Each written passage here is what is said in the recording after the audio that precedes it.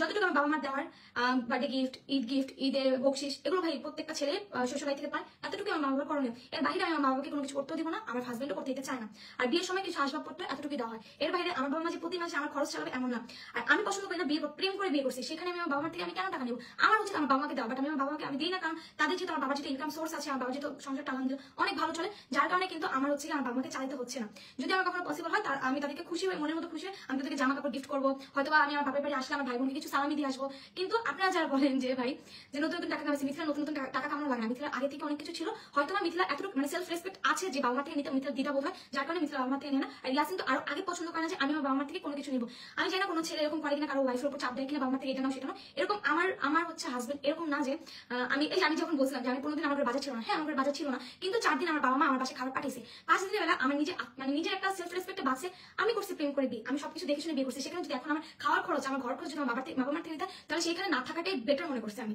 তো আমার হাজবেন্ডও একদমই পছন্দ করে না যে আমি আমার বাবা মার বাসা থেকে কিছু নিয়ে আসবো, এটা দিব সেটা দিব, একদমই পছন্দ করে না। তার মতো এটাই বাবা মা তোমার যে দিচ্ছে এটাই আমার জন্য অনেক। কিন্তু আমি চাইলে আমার লাইফটা অনেক বেটার করতে পারি যদি আমি আমার খালা, আমার নানা, আমার বাবার থেকে আমি টাকা নিয়ে আমি চলতে পারি।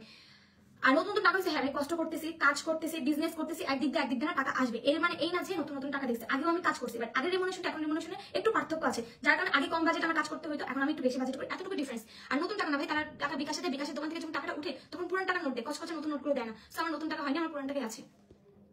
আর আপনারা যারা বলেন অহংকার বেড়ে গেছে, অহংকার আমি কখনো দেখাইনি, বাট আপনাদের কিছু কিছু কমেন্ট আমি অবশ্যই খেয়াল করি, অনেক স্ক্রিনশট দেয়, সেটা হচ্ছে কোনো কিছুই তো নাই তোমাদের, বিয়ে করছো এমন একটা ছেলে বলতে কি বুঝাতে চান? আপনার ইয়াসিনের পর্যায়ে আসার কোনো যোগ্যতা রাখেন না, কারণ ইয়াসিনকে আপনি দেখবেন কোনো YouTube platform, Facebook platform, Instagram কোনো কিছুতে অ্যাক্টিভ না, সে কোনো প্ল্যাটফর্ম থেকে সে টাকা কামাতে পারতেছে না। আপনার চাইলে বাসায় আসেন আমাদের, আমি আপনাদেরকে দেখিয়ে দেবো মনিটাইজেশন অন আছে কি আছে না, এটা আমি আপনাদেরকে দেখা দেবো। হ্যাঁ, তারপর হচ্ছে কি সে এখন বিজনেস করে, তার বিজনেসটা কিন্তু একটা সিক্রেট বিজনেস, সে বিজনেসটা সে হচ্ছে পাবলিশ করে না, তার 2টা দোকান আছে, যে দোকানগুলো সে ভাড়ায় চালায়, মানে ভাড়া দিয়ে আছে, প্রতি মাসে তার একটা ছোট কিছু অ্যামাউন্ট 2টা দোকান থেকে তার আসে, তার ঘর ভাড়া ব্যতীত, ঘর ভাড়া দেওয়া, তার হাত খরচ দেওয়া, আমার হাত খরচ দেওয়া, আরো কিছু টাকা থাকে বাজার টাজারের জন্য, তারপর টাকা থাকে। সো ওই পরিমাণ অ্যামাউন্ট হচ্ছে ওর কাছে থাকে। আর আমি যে টাকা কামাই সেই টাকা 1 টাকা আমি আমার হাজবেন্ডকে দেই না।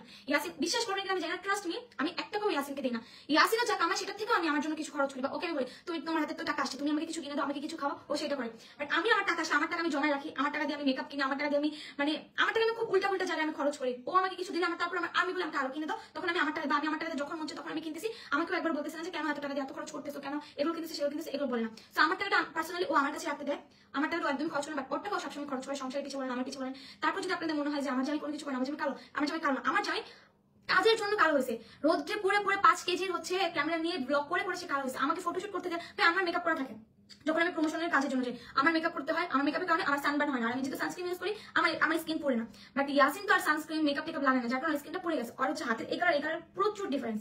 তো আমি ভাই কালো বলে আমার সাথে সংসার করতেছে, আমার সাথে থাকতেছে, আপনার সাথে থাকতেছে না, যার প্রবলেম তাকে আমি বলবো আপনার হয়তো মনে হচ্ছে যে আপনার সাথে আমার হাজবেন্ড থাকবে, বাট আমার হাজবেন্ড ওই রুচি নেই যে আপনার সাথে থাকবে।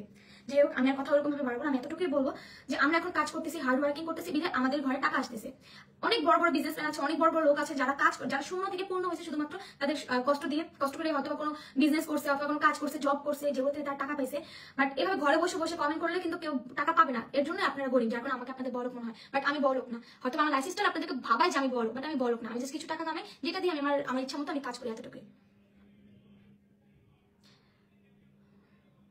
মামি ছেলেরা কি মেডিসিনটা খেতে পারবে প্লিজ? হ্যাঁ অবশ্যই খেতে পারবে, ছেলে মেয়ে উভয়ই খেতে পারবে, এই মেডিসিনের কোনো প্রবলেম নেই, সাইড ইফেক্ট নেই। আর প্রেগনেন্ট আপনারা বাদে সব আপু ভাইয়ারা খেতে পারবে, আর 12 বছরের উপরে লাগবে, 12 বছর প্লাস যে কোনো ছেলে মেয়ে খেতে পারবে। সো যাই হোক, আমার হচ্ছে লাইফটা আমি এখানে শেষ করতেছি।